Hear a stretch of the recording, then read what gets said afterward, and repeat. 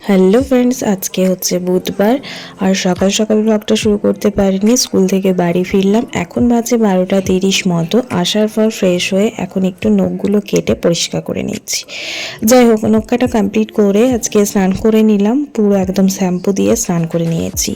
বাইরে দেখলাম প্রচণ্ড রোদ দিয়েছে, বেশ ভালোই লাগছে রোদটা, তবে এখন আর রোদটা সেভাবে মিষ্টি লাগছে না, ধীরে ধীরে গরম পড়তে শুরু করছে। তো এবার রোদটা একটু গায়ে লাগছে, মানে বিরক্তি লাগছে আর কি। যাই হোক, এখন বাজে বেলা 1:50 মতো। বাবাও চলে এসেছে বাড়ি, তো লাঞ্চের জন্য চলে এলাম। আজকে রয়েছে ভাত, এখানে রয়েছে কলার ছালের বড়া। কলার ছালটাকে সিদ্ধ করে সেটাকে বেসন দিয়ে মেখে পেঁয়াজ কাঁচা লঙ্কা দিয়ে এটা বানিয়েছে, মা বানিয়েছে, বড্ড ভালো বানায়। এখানে রয়েছে শাক ভাজা, কুমড়োর ছাল মানে কুমড়োর খোসা শাক দিয়ে ভাজা। এখানে রয়েছে লাউ আর মুসুরি দিয়ে একটা সুন্দর ডাল, আর এখানে রয়েছে মাছ, বেগুন, আলু, টমেটো দিয়ে টক। আর কলার ছালের বড়া যেটা বললাম, সেটা বড্ড খেতে ভালো লাগে। আমি অবশ্যই রেসিপিটি একদিন শেয়ার করার চেষ্টা করব।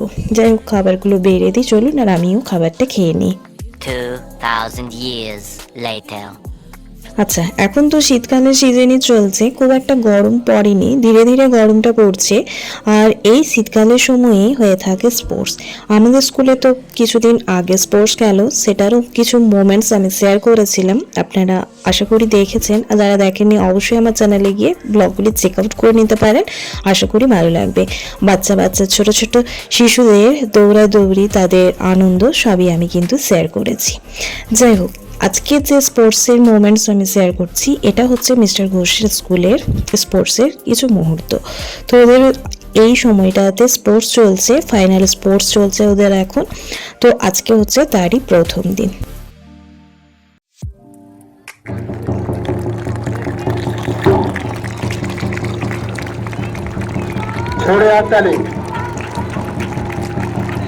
খুব সুন্দর হয়েছে। আচ্ছা, তো এই স্পোর্টসের দিনগুলোতে স্কুলে বেশ ভালো সুন্দর সুন্দর কিছু মুহূর্ত থাকে, যেমন ধরুন পতাকা উত্তোলন, মশাল ধরানো, মার্চ পাস্ট, পিটি, এই সমস্ত কিছু হয়ে থাকে। তার সাথে তো বিভিন্ন ধরনের খেলা রয়েছে। তো এদের খেলা দেখে আর এদের পিটি করা, মশাল ধরানো দেখে আমারও মনে পড়ে গেল সেই স্কুল দিনের কথাগুলো। কি সুন্দর রঙিন ছিল না সেই দিনগুলো, বড্ড মনে পড়ছে সেই দিনগুলো। আর আজও ইচ্ছে করে সেই দিনগুলোতে ফিরে যেতে, কিন্তু আজ তো আর ইচ্ছা থাকলেও উপায়টা নেই। যাই হোক, এদের খেলাগুলো দেখছি আর ফিরে যাচ্ছি সেই কয়েক বছর আগের গল্পের কথায়। সেই দিনগুলো আজও বড্ড মনে পড়ছে আর স্মৃতিচারণ করছি শুধুই এখন।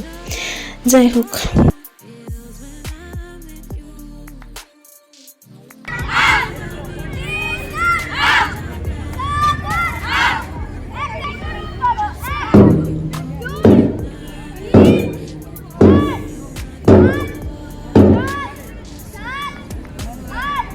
আচ্ছা, আমরা যখন ক্লাস 5-6-এ পড়তাম, তখন বড় বড় দাদা দিদিকে দেখতাম এরকম মার্চ পাস্ট করতে, পিটি করতে।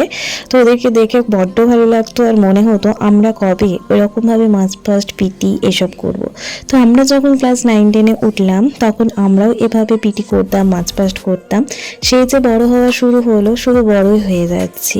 সময়গুলো কত তাড়াতাড়ি বয়ে চলে বলুন। আজকে ইচ্ছে করে সেই ছোট্টবেলার দিনগুলোতে ফিরে যেতে।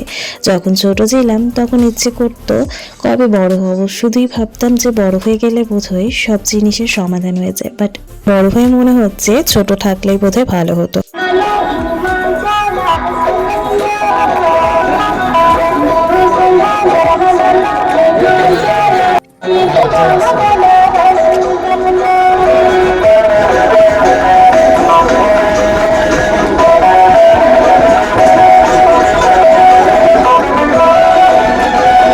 আচ্ছা, এখন আর ইচ্ছে থাকলেও তো সেই ছোট্টবেলার দিনগুলোতে ফিরে যেতে পারবো না।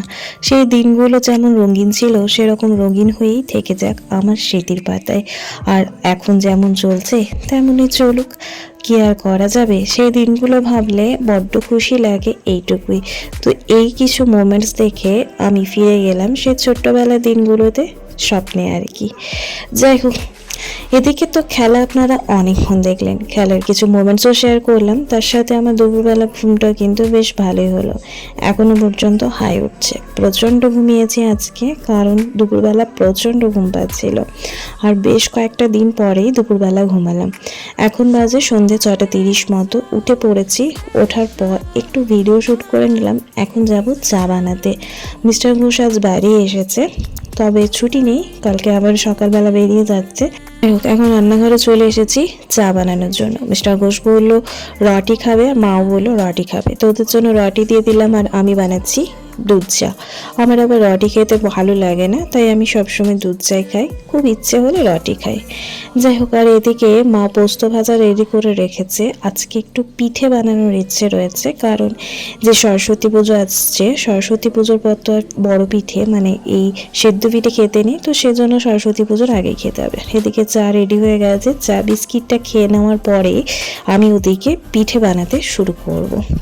আচ্ছা, তো চা খাওয়া কমপ্লিট করে এখন রান্নাঘরে চলে এসেছি দুধটা চাচি বানানোর জন্য। তো এটা সময় লাগবে, তো দুধটার দিকে ফুটুক, তার জন্য আমি দিয়ে দিচ্ছি একটা খুন্তি লম্বা বরাবর।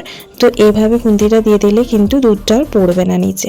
আর এদিকে মিস্টার ঘোষ ল্যাপটপ নিয়ে বসে পড়েছে, ওর কিছু কাজ রয়েছে, সেই কাজগুলো করার জন্য ও এখন ল্যাপটপ নিয়ে বসেছে। ও কাজটা করুক, আর আমি এদিকে ততক্ষণে পিঠেগুলো গড়ে নিই।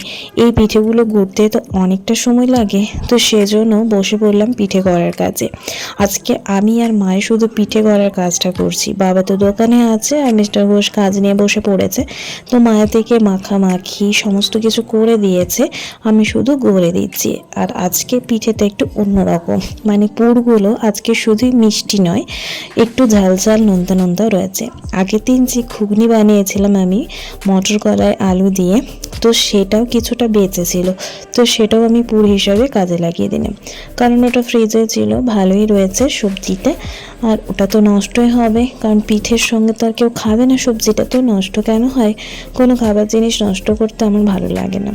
কত মানুষ আছে বলুন যারা খেতে পায় না, দুবেলা খাবার জন্য কতটা কষ্ট করে। তো কোনো খাবার জিনিস যদি সে খাবারটা যদি খাওয়ার উপযুক্ত থাকে, তাহলে আমি চেষ্টা করি সেটাকে কোনো না কোনোভাবে খাওয়াইয়ে দেওয়ার, মানে খেয়ে নেওয়ার আর কি, নষ্ট করতে একটু ভালো লাগে না। যাই হোক, এটাকে এখন পুর হিসেবে একটু ব্যবহার করে দিলাম, খেতেও ভালো লাগবে, আর তার সাথে সবজিটাও খাওয়া হয়ে যাবে।